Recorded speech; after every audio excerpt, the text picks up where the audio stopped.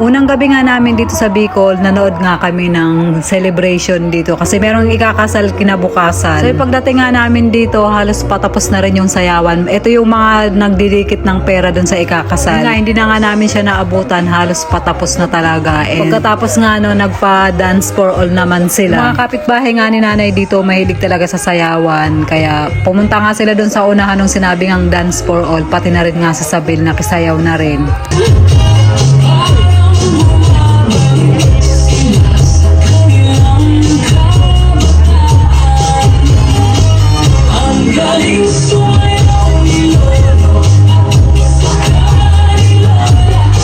Kaming ang dalawa ni nanay, tamang nood lang din kami.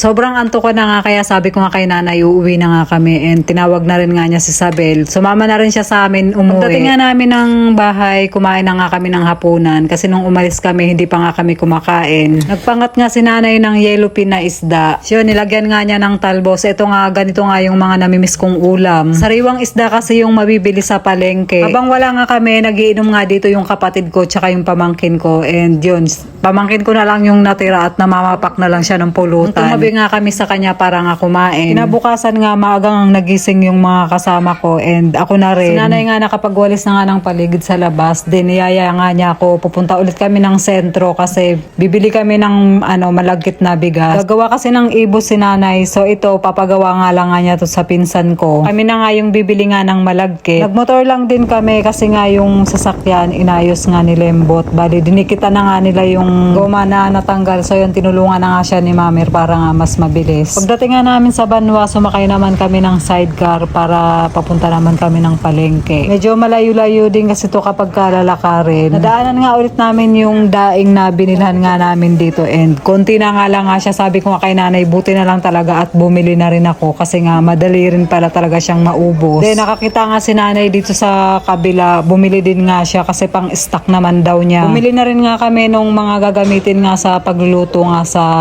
piyesta kasi may mga hindi pa nga nabibili si nanay katulad nga ng mga gulay, yung mga carrots, patatas. Huli na nga naming nabili yung malagkit. Pagkabili nga namin lahat ng mga kailangan nga ni nanay, umuwi na nga kami. Then tumambay muna ako dun sa tinatambayan ko kasi naghahanap ako ng signal. Balik ko nga sa bahay, nadaanan ko nga dito yung pinsan kong kumakain ng langka. Niyaya nga niya ako at kumain din ako. Then kinahapon na naman yung binili namin na malagkit na bigas, dinala naman namin dito sa May Hanoy dun sa pinsan ko kasi nga siya nga yung gagawa. Tama nga at nasa labas lang din siya kaya hindi na nga namin siya pinasok dun sa loob nga ng bahay nga nila. Iniabot na nga lang nga ni nanay yung gagawin nga niya. Ibang barangay nga to and dito din nga sa barangay na to bibili si nanay ng kahoy. Ginagamit naman sa pangsaing so yun sumama nga kami sa kanya para nga matulungan na nga siya sa pagbubuhat. Iyo, lamat!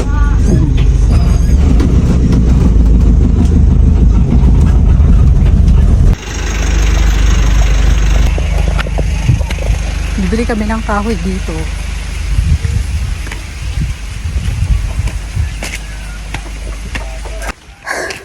Nakakahingal. Hingal ako.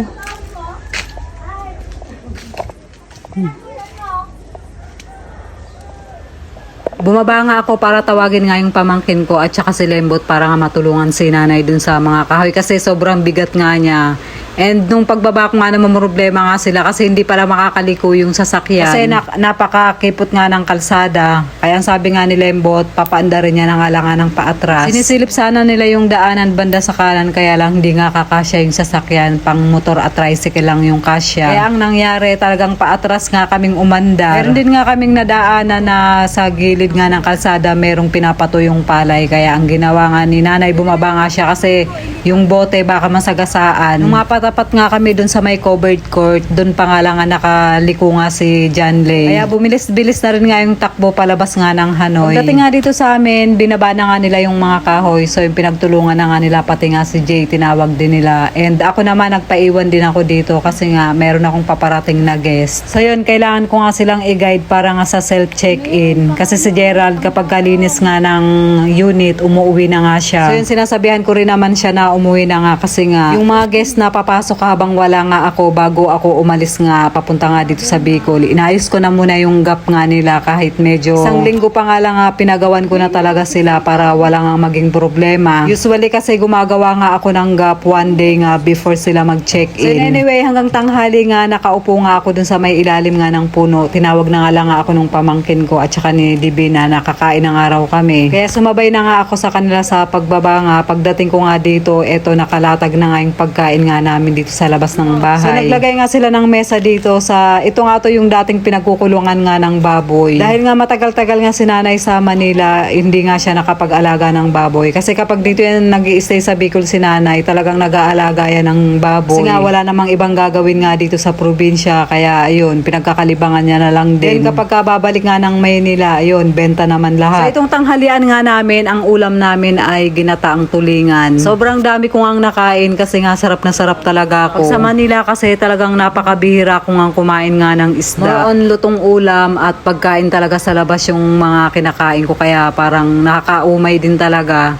Kaya pag uwi talaga ako dito sa probinsya, yung mga gulay at saka yung mga ginatang isda talaga, ay nako, minsan talaga nakakadalawang plato talaga pag ako kumakain. Tapos lalagyan pa siya ng maraming sili. Ay nako, napakasarap talaga. Pagkatapos nga naming mananghalian, naligo na nga ako. Then pagkatuan nga namin na iinom nga kami. Kapag sa sukat nga sila nagiinuman, hindi nga ako nakikipagsabayan sa pag-inom nga sa kanila. Pero dito talaga, nako, laban na laban nga ako. Lalo na nga at hard nga yung iniinom. Yung bagong alak nga ngayon ng Emperador. So yun nga yung ininom namin nung una, yung CLBB ba yun. And then nung naubos nga yun, nagpalit nga kami kasi may baon nga si Mamer na itong Johnny Walker na to. Pero tawang-tawa nga ako kay Janley kasi isang inuman pa nga lang nga niya, parang hihiga na nga daw siya. Kaya ang nangyari, pinalitan nga ulit namin yung iniinom namin. Kasi balak nga namin tong inumin tong Johnny Walker na to kapag ka may lemon. Kasi talaga hindi mo talaga siya ma-straight na as in na purong-puro. Sobrang tindi ng hagod nga niya sa lalamunan. So si nanay naman, dahil ayaw nga niyang makijoin sa amin sa inuman at hindi naman kasi to talaga masyado nagiinom, panay na nga lang ang kanta niya sa videoke. Bandang alas 5 nga ng hapon, papunta naman kami ng sentro kasi bibili kami ng lechon manok. So ito daw yung ulam namin nitong hapunan. Meron na sanang nilutong ulam si nanay para ngayong hapunan nga yung paksiw na dangge. Kaya lang nag-grave naman na nga ng lechon manok, kaya ipandadagdag na lang din sa ulam na paksiw. Pero nasa isip ko na talaga, dahil nga magkakaroon nga ng lechon manok, for sure, hindi na naman talaga mapapansin yung paksiw na isda. Lalo pang at mga bata nga lang nga yung kakain. Kami lang naman ni nanay at saka ni Mamer yung kakain nga na medyo mas masasarapan pa nga sa lutong bahay. Dumaan nga muna kami dito sa may gasolinahan kasi nagpagas nga si Lembot. Then pagkadating nga namin dito sa may bibilahan nga namin ng lechon manok, parang nag-i-start pa nga lang silang mag-ihaw. Kaya medyo matagal-tagal din kaming nag-antay dito sa sasakyan. Ulam na sana doon, kaya lang ewan ko sa kanila, mag-lechon manok daw. Bumili na kami kanina ng ulam isda. Pero nag-crave sila ng lechon manok.